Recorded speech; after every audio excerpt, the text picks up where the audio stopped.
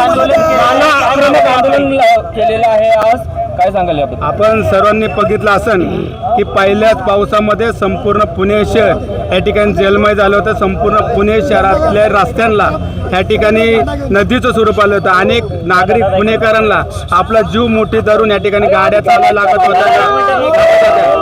पावसाळ्यापूर्वी हजारो कोटी शेकडो कोटीचे टेंडर पुणे महानगरपालिकेने काढलेले असताना सुद्धा या ठिकाणी त्यांनी सांगितलं अधिकाऱ्यांनी 100% पुणे शहरातले नाले साफसफाई झाली. मग या पावसामध्ये पहिल्याच पावसामध्ये संपूर्ण पुणे शहर या ठिकाणी जलमय झालेलं होतं. मग हे टेंडर काढलेले पैसे गेले कुठे हा जाब विचारण्यासाठी आम्ही आज या ठिकाणी शिवसेना रस्ते उतरलेले आणि अधिकाऱ्यांना या ठिकाणी बोटी आम्ही या ठिकाणी भेट देणार आहोत.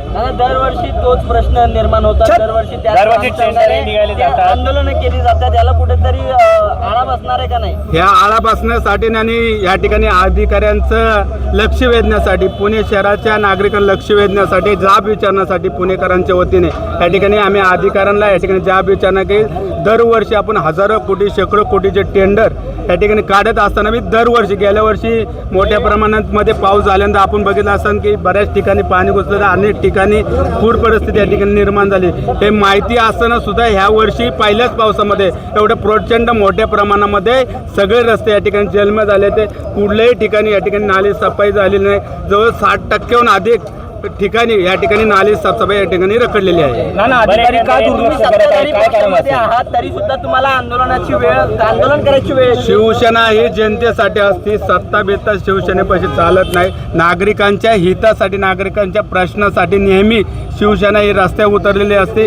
पुणे महानगरपालिकेमध्ये आम्ही सत्तेत नाही, परंतु सुद्धा पुणेकरांना जे वेठी धरलं गेलं, पुणेकरांनी जे पहिल्याच पावसामध्ये पुणेकरांना जे मुठीत जीव धरून आपल्याला चालावं लागलं त्याचा जाब विचारण्यासाठी आणि हजारो कोटीचे टेंडर पावसाळ्यापुढे काढलेले कुठे गेले? हा फक्त कागदावर पैसा आहे का?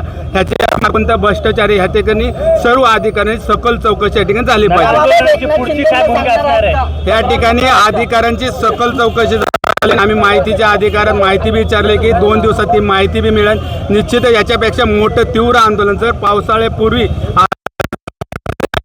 अल्टिमेट जे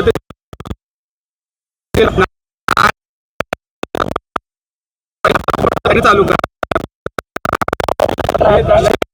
या सर्व गोष्टी आम्ही